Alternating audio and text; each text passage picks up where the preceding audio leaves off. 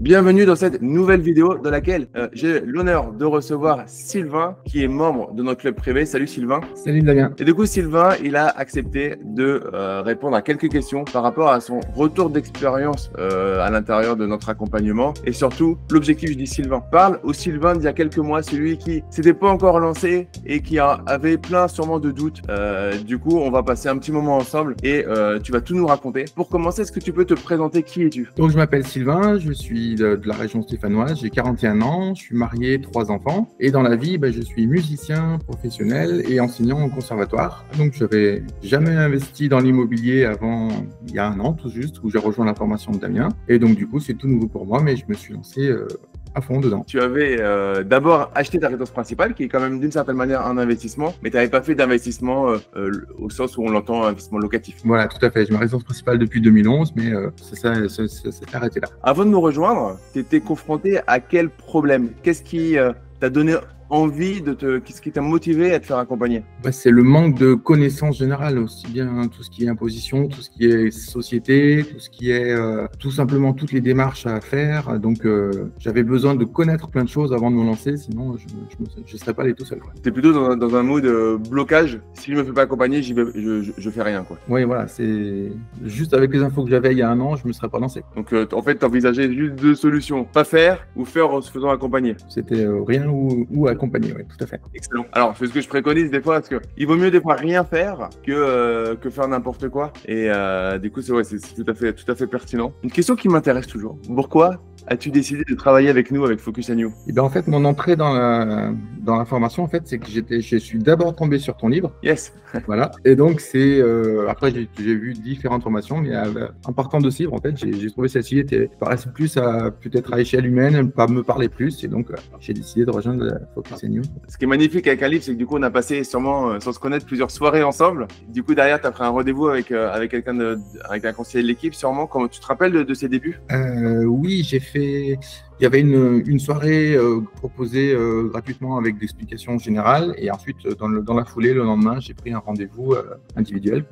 Et c'est parti de là. Moi, c'était en juillet dernier, en juillet 2022. Malgré tout, puisque du coup, tu as dû te lancer, quels étaient tes risques et tes peurs lorsque tu as décidé d'investir sur toi et de nous rejoindre? J'avais pas vraiment de crainte, voilà. Je voulais absorber tout ce que je pouvais dans le contenu. Et puis voilà, j'ai trouvé toutes les réponses qui me manquaient. Donc j'ai pu sans problème me lancer. Confiant. Est-ce que tu te rappelles comment s'est passé les premiers jours, les premières semaines à l'intérieur du programme avec nous? Alors, les premières semaines, je me rappelle que je devais passer 5-6 heures par jour à visionner les vidéos. Donc, j'ai dû faire du très intensif pendant un bon mois. En plus, j'ai profité de mes vacances, prise de notes à côté. Et puis, voilà, j'ai enchaîné vraiment une grosse partie, un gros paquet d'heures en très peu de temps. Et puis, j'ai commencé à chercher, on va dire, mes premières annonces à partir de septembre, quand j'avais déjà quelques billes pour pouvoir savoir comment chercher, en fait. Et c'est quoi est-ce que tu te rappelles les trucs principaux que tu as réussi à débloquer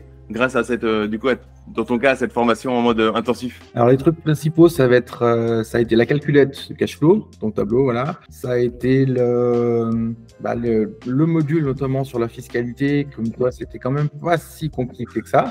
Et puis, c'était les conseils pour s'entourer. Voilà, je me suis entouré d'un comptable. Je connais pas mal d'artisans. J'ai demandé des conseils, même si je suis pas passé par eux. Mais voilà, s'entourer, voilà, la calculette de vraiment ta formation. Et puis, voilà. Et du coup, alors on est en juillet, tu sautes le pas. Juillet-août, tu profites de la trêve par rapport à ton métier pour faire du Netflix de l'immobilier à fond là. Et septembre, tu te lances. Qu'est-ce qui s'est passé? Comment tu t'es lancé? Tu as fait quoi comme projet? J'ai surtout défini mon budget. Une fois que j'avais un budget, je savais pas dans quoi partir. Si je partais plutôt sur de la location nue, sur du meublé, sur du tourisme, j'ai regardé aussi bien des magasins, des garages, vraiment tout. Et en fait, en fonction des opportunités que j'ai pu trouver, voilà, j'ai lancé la première vraie opportunité où qui pouvait avoir du cash flow avec un petit budget quand même au départ. Du coup, premier projet, tu l'as trouvé quand? Tu te rappelles quand est-ce que c'était? Je l'ai trouvé fin septembre, et on va dire donc j'ai fait quelques visites avant qui n'étaient pas intéressantes. J'ai dû faire 200, 300 annonces au moins sur le mois de septembre, à feuilleter, à contacter, etc. Oui, ça devait être la 3e visite que j'ai fait, que j'avais sélectionnée, 4e visite peut-être. Et là, celle-ci, c'était bingo. Et voilà, je me suis lancé tout de suite. J'ai visité le jour même, j'ai fait la proposition le soir même, sans que ma femme ait pu visiter avant. Mais voilà, du coup, c'était chouette. Tu as appliqué la règle des 5 secondes dont je parle de temps en temps sur le fait que voilà, si les voyants sont ouverts, on a toujours des moyens derrière de se retirer. Il ne faut pas passer à côté. Donc, excellent. Donc, ça veut dire que ouais, tu fais partie des personnes qui implémentent bien dans le club, dans l'accompagnement. Moi, je dis 3 mois. C'est le temps pour le premier bien, le temps d'emmagasiner les informations, de définir ses objectifs, sa stratégie, et puis de trouver le bien, parce que bon, voilà, 200 biens. Il faut y aller. Alors, bien évidemment, c'est le nombre de biens que tu as pu voir, pas le nombre de biens que tu as pu visiter. Parce qu'avec tout ce qu'on met en place, tu as dû en visiter peut-être 10% de cela et encore, je ne sais pas. Ouais, à peu près 6 ou 7, voilà. Et c'est vrai que c'est tombé sur une période, entre guillemets, de vacances pour moi. Donc, c'est pour ça que j'ai pu faire autant en si peu de temps, quoi. Donc, OK, premier projet. Ensuite, comment ça s'est passé? Négociation bancaire. Est-ce que tu as mis beaucoup d'apports? Est-ce que c'était difficile de trouver le financement? Raconte-nous un petit peu ensuite la suite de ce parcours pour ce premier bien. Alors, pour ce premier bien, donc en fait, je suis allé simplement voir ma banque principale.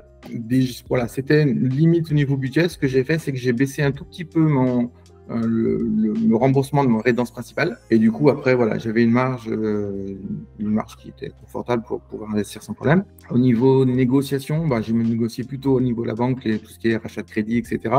J'ai pas négocié le taux. À l'époque, c'était encore fait, c'était facile. Et par contre, avec le vendeur, non, pas de négocier du tout.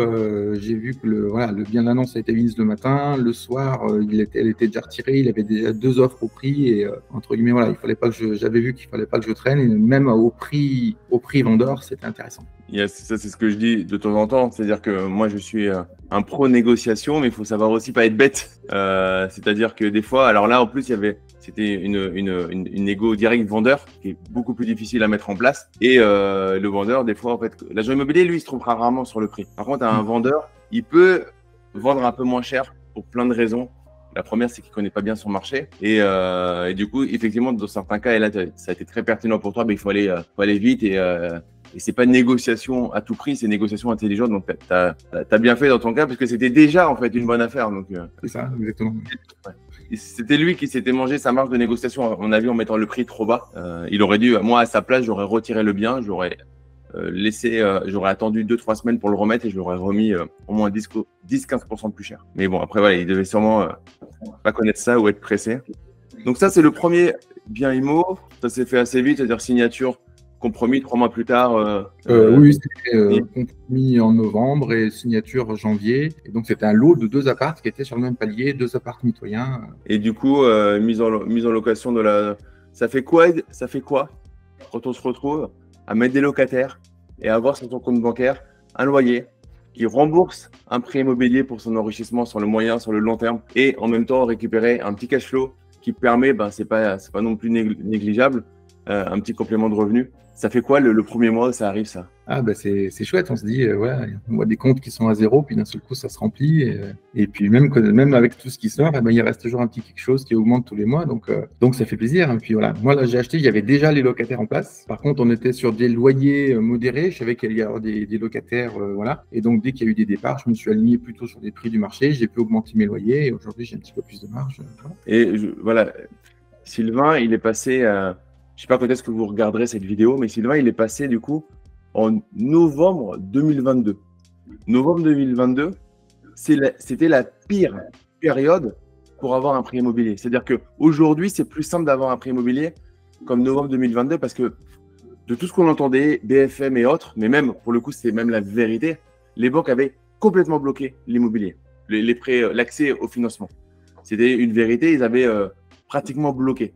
Aujourd'hui, par rapport à cette période-là, si vous regardez en 2023, 2024, même 2025, ça ne peut pas être pire que ce qui s'est passé en novembre 2022. Et pourtant, Sylvain, il a eu son prêt, il a juste mis les frais de notaire, donc il a eu un prêt sans apport sur le bien. Il n'y a pas de magie, c'est-à-dire que moi, je ne suis pas Harry Potter, mais si vous faites les choses dans le bon ordre, vous allez parler à votre banquier en ayant les compétences comme tu as pu sûrement les voir dans l'accompagnement, ça passe. Ça, c'est excellent. Rapidement, par rapport à tu as enchaîné directement sur le projet suivant? Oui, j'ai cherché déjà entre le compromis et les signatures, je cherchais déjà d'autres projets. Et j'ai mis un peu plus longtemps à trouver cette fois. J'ai dû mettre 4-5 mois avant d'avoir des choses intéressantes. Et puis, pareil, ça s'est retrouvé une situation où, directement avec le propriétaire, sans agence, et avec un prix d'annonce assez bas, en fait, je pense surtout que l'appartement n'était pas optimisé. C'était un appartement 50 mètres carrés avec 2 grandes chambres et qui était loué avec un seul loyer. Et moi, tout de suite, j'ai vu une coloc. C'est vrai qu'il était bien fait, il y avait des toilettes séparées, salle de bain avec 2 vases, vraiment étudié pour 2 personnes. Et du coup, en imaginant l'optimisation des loyers, je me suis dit que c'était très intéressant. Et c'est pareil, j'ai fait une offre au prix et voilà, ça s'est fait en quelques heures seulement en fait. Excellent. Du coup, ouais, tu es parfait, fier du coup, parce que du coup, je vois bien le module de colocation dans la formation pour trouver l'optimisation d'un bien banal en bien rentable voire ultra rentable. Donc ça, c'est top. Donc ça fait on a fait le tour. On a nos 3 biens immobiliers en, on va dire 12 mois pour arrondir, mais en moins de 12 mois au final. Excellent. Quelle est ton expérience dans tout ça avec l'équipe, avec les séances de coaching de groupe, avec tout le suivi que tu as pu avoir à l'intérieur de notre accompagnement? C'est quoi ton retour là-dessus? Comment ça t'a aidé en fait d'avoir un suivi? Il y a eu les vidéos, c'était cool, mais le suivi qui est à côté. En fait, c'était surtout quand j'avais des questions que je t'ai posées par mail. La plupart du temps, tu m'as répondu toujours assez vite et du coup, c'était super pratique. Après, j'ai pas eu vraiment de besoin vraiment de coaching, de séances où on s'est appelé, etc. Parce que j'avais déjà pas mal d'infos et de billes pour pouvoir me débrouiller tout seul. Mais voilà, les quelques fois où vraiment j'ai eu besoin d'une info rapidement, tu m'as répondu dans la demi-journée et du coup, j'ai pu me projeter ou laisser tomber. À certains moments, je t'ai répondu de ne pas y aller, c'est ça? Ouais, tu m'as dit non, vas-y pas, puis l'état du truc. Voilà, ouais, c'est aussi ma promesse et ça, il faut aimer, c'est-à-dire que je ne suis pas là pour me débarrasser des gens. Alors, le plus simple, hein, à chaque fois, c'est que dès le premier projet de la personne, je dis que c'est bon, vas-y, comme ça, je suis tranquille. Bon. C'est vrai, ça a dû arriver. En fait, moi, je le fais comme si c'était pour moi et je me dis, est-ce que j'irai ou pas, en fait, par rapport aussi aux objectifs que je sais que le coaché se définit. Donc, ouais, ça a dû arriver. Ça m'arrive de temps en temps d'être assez binaire quand je le sens. C'est bien, du coup. C'est bien. Quel aspect de l'équipe Focus on You, de mon équipe, t'as le plus apporté? Si tu avais un aspect, un truc à retenir. Il n'y a pas un truc qui se démarque vraiment. Ouais, c'est quand j'ai besoin, j'ai eu la réponse. Donc du coup, voilà, c'est pas quelqu'un en particulier ou un module en particulier de la formation. C'est vraiment un tout et voilà. C'est l'aspect on demande, quoi. C'est-à-dire, tu as besoin, on répond, quoi. Ouais, voilà, c'est ça. C'est vraiment ce que j'avais besoin. Qu'est-ce qui a changé dans ta vie aujourd'hui avec l'immobilier que tu as fait? Qu'est-ce que ça amène chez toi dans ta vie de négatif ou de positif? J'espère de positif, mais qu'est-ce que ça a changé dans ta vie? Ça a changé peut-être un peu plus de confiance déjà, de sortir de son confort, de sa zone de confort avec juste ses salaires, etc. Et du coup, ça donne plein d'idées pour avoir d'autres pistes, pour s'enrichir, pas forcément que l'immobilier d'ailleurs, mais voilà, ça ouvre plein de choses et on voit que c'est possible, que ça marche, on peut faire du bénéfice, on peut accumuler du patrimoine, vraiment. Excellent ce que tu viens de dire, parce que c'est quelque chose dont je parle souvent, de vous faire travailler le petit muscle interne qui dit OK, on s'en manque de l'immobilier, c'est juste que c'est le plus simple avec le moins d'argent possible initialement pour se prouver qu'on est capable de mettre en place un système qui se rémunère. Et je me rappelle, on a parlé lors d'une dernière séance de coaching de comment augmenter son revenu. Et je t'avais pris un exemple par rapport au fait que pour moi, tu as de l'or en main par rapport aux nouvelles technologies et autres en étant musicien professionnel. Donc, légitimité, en étant professeur, une potentiel de scalabilité, d'augmenter l'échelle d'avoir 5 personnes dans une salle à 10 000 personnes qui regardent une vidéo sur Internet que tu ferais. Enfin, il y avait plein de choses dont on avait discuté parce qu'on va plus loin. Moi, ce qui m'intéresse, c'est qu'on aille plus loin que l'immobilier et qu'ensuite, selon le niveau des gens, selon l'envie des gens aussi, on puisse… Moi, je veux amener la personne là où elle le souhaite. Des fois, c'est un bien. Bah, toi, ça a été 3 biens en quelques mois. Mais il y en a, ça va être un bien, ils vont être contents. Il y en a, il faut beaucoup plus. Et c'est OK. Le but, c'est qu'on soit tous alignés avec ce qu'on met en place. Quels impacts ces changements, alors, dans ta vie, OK, ils ont eu dans ton quotidien? Au quotidien, est-ce que, du coup, c'est un stress énorme? C'est locataire, tous ces locataires à gérer. Est-ce que c'est quoi l'impact que ça a dans ton quotidien, de devenir investisseur immobilier? Alors, pas vraiment de stress pour la gestion des locataires, tout ça, mais par contre, beaucoup de temps à passer à faire des chiffres, des calculs. Et du coup, c'est vrai que ma femme me dit, voilà, c'est bien, mets un peu de côté de temps en temps, tiens, passer la soirée avec moi, etc., des choses comme ça. Mais donc, c'est vrai que ça prend quand même beaucoup de temps. Si on veut tout gérer comme il faut, moi, je suis assez pointilleux, donc voilà, j'ai tous les chiffres à les faire une près, il faut que ce soit tout calé, tout clair et net. Et donc, du coup, voilà. Après, j'ai vraiment aucun souci de locataire. J'ai eu des changements de locataire déjà, mais ça s'est enchaîné sans un jour de coupure. Donc, voilà. Pour l'instant, de ce côté-là, tout roule. Donc, pas de souci, pas de pression. Mais voilà, c'est plus au niveau vie de famille. C'est vrai que ça prend quand même un peu du temps. Et puis, une fois que ça sera tout calé, là, je suis en train de finir les derniers détails de la colocation, parce que je vais gérer aussi un petit peu. Ils m'ont demandé de faire tout ce qui est Internet et répartir sur les charges, tout comme ça. C'est tout en train de se mettre en place. Tout ce qui est la CAF, les aides. Voilà, et puis après, une fois que ça roule, je vois sur les 2 premiers apparts que j'ai achetés, maintenant c'est soft quoi par rapport. Par exemple, parce que oui, en fait, ce que tu es en train de faire, c'est que tu fais plein de calculs parce que tu es en train de te projeter sur. Tu es en train d'essayer d'améliorer et d'optimiser ce que tu as déjà mis en place. Mais par exemple, un de tes appartements, ça te prend combien de temps par mois? Un de tes 2 premiers appartements, il te prend combien de temps par mois? Alors, si on enlève, on va dire, le premier mois de mise en route, où il y a pas plus de choses, Oui. après, on va dire 2 heures, pas une heure même, 1 heure par mois. Une petite intervention par-ci par-là pour des bricoles de travaux, et puis gérer tout ce qui est facture, loyer, c'est tout. Ouais, c'est ça. Sachant que ça peut être automatisé, on a vu, pour que ça Oui, prenne bien un peu sûr. moins. Mais je pense que tu aimes bien au début, et c'est normal parce que tu es allé très très vite. Tu aimes bien encore vouloir maîtriser, avoir les mains dedans pour. Ça rassure aussi, c'est normal parce que bah voilà, Sylvain, il est allé. T'es allé assez vite. En fait, tu passes de zéro. Ça donne envie au niveau du cerveau de dire attends, c'est pas possible que ça soit si simple. Du coup, il faut que je revoie les calculs, que j'optimise et tout. Donc, ça, c'est excellent. Qu'est-ce que tu ressens par rapport à tout ce que tu as accompli, du coup, en 12 mois à l'intérieur du club? Et bah, déjà une fierté personnelle d'avoir touché en si peu de temps un milieu qui était complètement étranger pour moi à ce niveau-là. Et puis maintenant, j'ai envie de partager avec ceux qui sont autour de moi en disant voilà, c'est possible, c'est pas du n'importe quoi. Et ouais, voilà, c'est surtout pour l'instant de la fierté et voilà, j'ai envie de continuer. Si ça se représente une opportunité d'investir encore au moins un bien, j'essaierai de faire ça.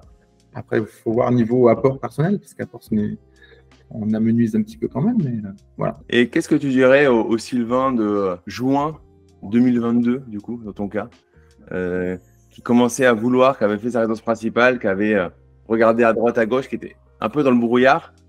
Tu lui dirais quoi, en fait? Tu lui dirais, ça serait quoi les mots que tu lui donnerais? En 2-3 mots, je dirais apprends comme il faut et fonce parce que ça marche. Mais apprends quand même d'abord. Voilà. Apprendre, faire accompagner, et ensuite Ouais. ça marche. Excellent. On a fait le tour. Est-ce que tu as quelque chose à ajouter? La personne qui est en train de te voir, Sylvain, elle a été comme toi il y a quelques mois, elle a juste peur. Est-ce que c'est le moment pour moi? Est-ce que tout ce que j'entends, ça fait dire qu'il faut y aller ou pas? Est-ce que tu as un petit mot à rajouter voilà, pour cette personne qui a envie mais qui flippe, quoi. On a le sentiment qu'on a tous quand on va dans quelque chose qui semble être nouveau. Eh ben oui, faut pas avoir peur de se lancer, c'est plus facile à dire qu'à faire, mais il n'y a jamais de bon, de mauvais moment. On voit tous les enfants avec le boulot, ça change tout le temps. Alors ça paraît pas le meilleur moment, mais donc là c'est pareil pour l'immobilier. Il faut y aller, ne pas hésiter à prendre juste un bien et gérer pendant un certain temps si elle a besoin de se poser, d'avoir tout ça. Mais voilà, il faut même sur un petit projet, un petit bien, ne pas hésiter à se lancer pour se faire sa propre idée en fait. Pas hésiter à se lancer pour se faire sa propre idée, effectivement, et laisser tout ce qu'on entend avec l'entourage un peu de côté. Nickel. Okay. Merci à toi en tout cas. C'était un plaisir et c'est un plaisir de voir des transformations. Donc en tant que coach, moi, c'est une certaine fierté. Donc merci. On se retrouve Sylvain, une prochaine séance à l'intérieur du club. Et toi qui me regardes en face, écoute, si tu es arrivé jusqu'au bout, si tu es là, c'est que forcément il y a un truc qui travaille dans ton cerveau. Donc, par rapport à ça, prends un appel si ce n'est pas déjà fait et lance-toi. Viens. Et ce qui va se passer à l'intérieur, tu peux même pas imaginer à l'intérieur comment on va te prendre en main et comment on va te faire passer étape par étape. On se dit à très vite pour une prochaine vidéo. Ciao.